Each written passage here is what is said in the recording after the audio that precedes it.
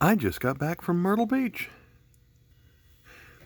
Anytime I go on vacation, I like looking for the old-fashioned gift shops, the ones that have been there for decades, that have things on the shelves that have been there for decades, and oftentimes the kind of things that today's kids don't really collect. And if you're in Myrtle Beach, there is one obvious place to go to. Now, most of the gift shops are going to have modern swimsuits, lawn chairs, useful things, but don't really have a lot of gifts. They'll have toys and things like that, but the place that you really want to go to if you're going to Myrtle Beach and you want an old-fashioned gift shop with an old-fashioned feel to it is going to be the Gay Dolphin. And so this is a gift shop that has been around since the 1950s. If I understand the story right, the original proprietor of the store was partially responsible for turning Myrtle Beach, the Grand Strand area, into the tourist area that it is today. And so I picked up a couple things while I was there.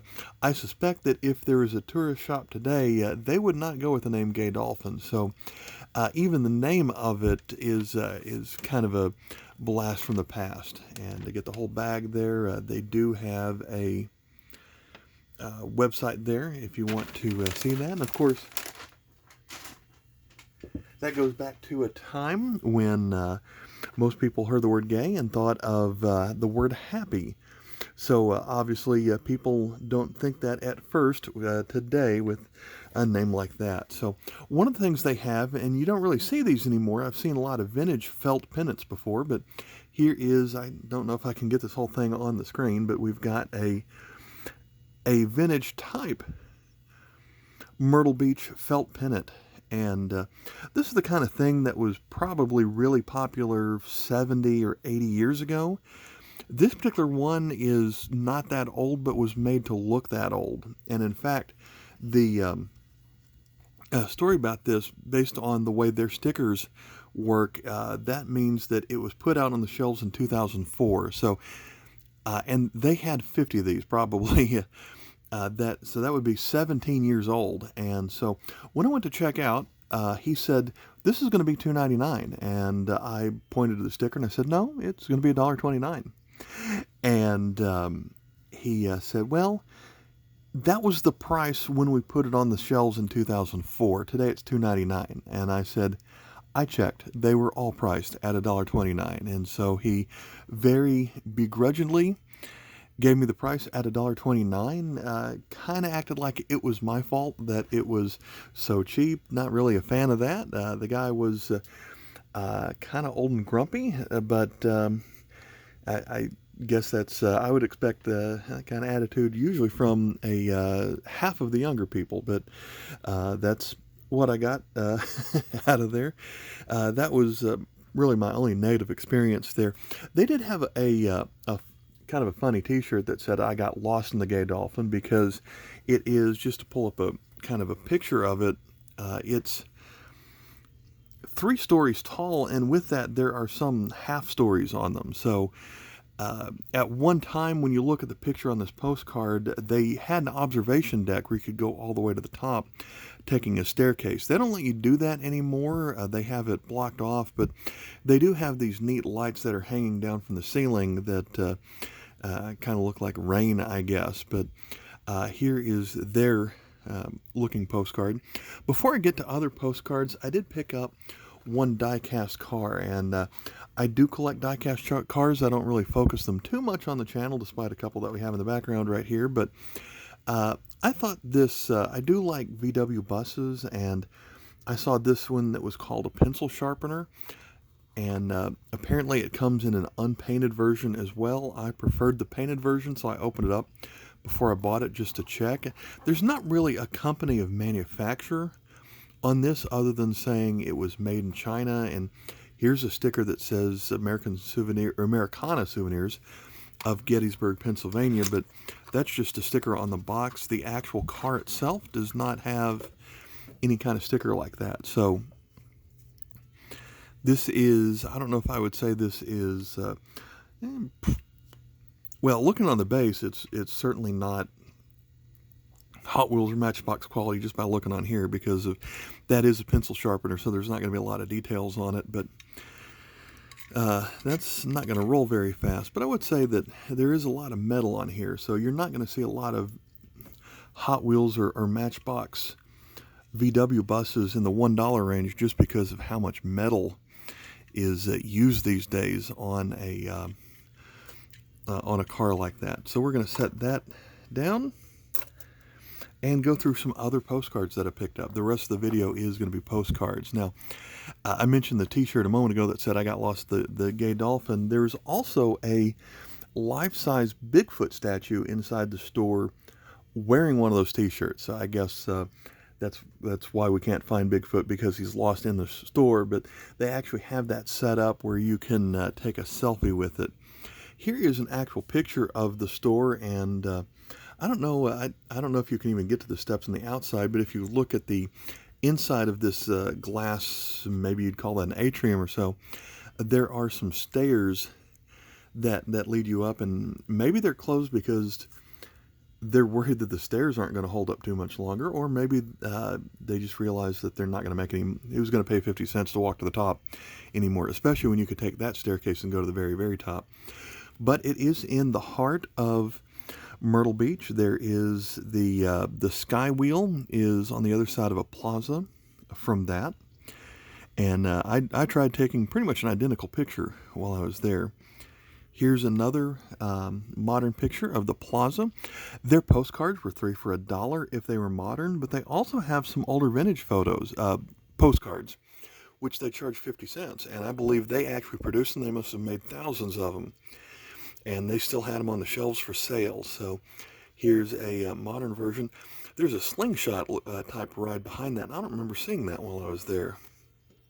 One of the things I liked about the Ferris wheels that I saw out there were the LED designs that are possible on modern Ferris wheels that you couldn't get with older, with just the light bulbs that can change colors. With these LEDs, they're able to make quite fancy patterns on here. So next we have the plaza at night.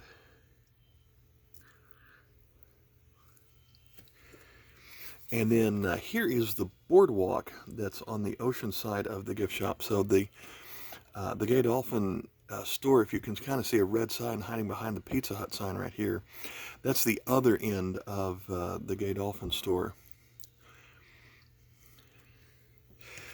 In the plaza that's next to those stores, there is this statue of a woman and a couple of dolphins, and I tried taking a similar picture to this one, except today there is a large overhang, a large tent type structure. I guess it's a concert stage that's behind this. So I would prefer this view with the ocean in the background. Something else you probably can't do today is park behind there. I see a couple of cars in the background. This doesn't appear to have a date, but this was a postcard actually produced by the Gay Dolphin. A lot of these are. Here's the standard large letter type postcard with a background of sand.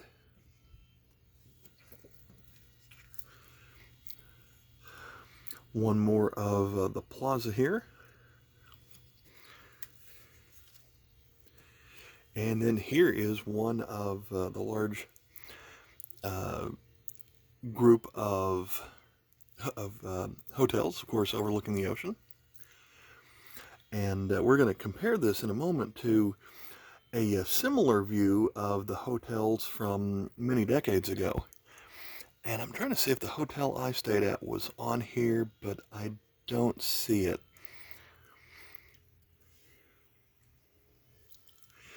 Okay, now let's look at some of the older postcards, and I'm just going to guess on some of the dates here.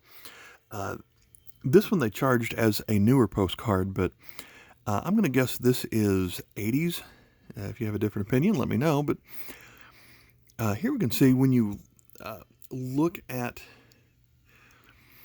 some of the things on the shoreline, it's not a 15-story hotels over and over again. It's but the tallest thing you see is about a 3-story hotel on there, and I think that's interesting at the time.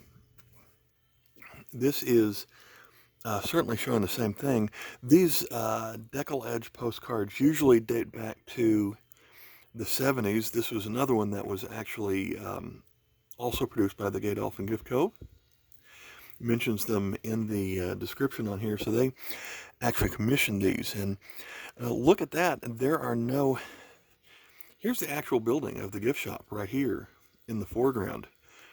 And today, all these buildings would be, once you get past the shopping center, which is about right here, you have just miles of the taller hotels, mostly on this side, but even a few across the street. And so that just kind of blows my mind looking at that on here, how the only thing that hasn't changed is the gift shop here. And you can even see the observation deck on top of it. Here's another one that has 4 views on it. I saw this pavilion in one of the other pictures, but we've got, some of the sand dunes towards the waves. Another hotel with just a pool. Seems weird that there is a church, a postcard for a church and a gift shop, but I like any and all postcards, so I think I saw this building. I don't know for sure. I think I could even see it from my hotel room. So I wanted to make sure I picked this one up. But I really like, in this chrome style postcard, this might even date back to the 60s or 70s. I really like the look of what the beach was like several decades ago. And first of all, to see sand in the foreground and all that greenery out in the ocean, I'm not even sure what I'm looking at here, but looking through the dunes, and people could just walk through them. And of course now, when you cross through the dunes, you have to take the specific boardwalk or paths that have been created. You don't touch the dunes anymore, and that's for hurricane prevention, just to preserve the beauty of the ocean. So I don't know where this is. Let's see. Ocean Isle Beach, North Carolina. Well, that's why I didn't recognize anything, because this one is in another state. Now, North Carolina is only maybe 30, 40, 50 miles away, so don't quite know where that is, but they call that the Golden Sea Oat, so that's a fishing inlet, so maybe I shouldn't have bought this one. Let me look at this last one here. Okay, this one does say, greetings from beautiful Myrtle Beach, the Riviera of the South, so I've never heard that nickname before. But we do have scenes here that you would not see today at the ocean. My personal favorite are the benches that are actually on the beach. You don't have that today for sure. The old oil drum trash can, and you've got the large umbrellas, which are very close to the waves. And so I find this is a fascinating throwback picture of what Myrtle Beach or any beach looking like that today. You just wouldn't see that, at least none of the beaches that I've been to. And I've been to beaches in South Carolina, Georgia, and Florida, and don't see anything like that today. And even the palm trees on the beach seem kind of out of place. I don't think they would natively have been there, even though South Carolina is the palmetto state. But I don't think they're natively actually on the beach. So that's maybe they've pulled them all up and they're not there anymore. So hope you find all that interesting. And I've got a couple other videos from Myrtle Beach that I'll be posting here pretty soon. Thanks for watching. Bye.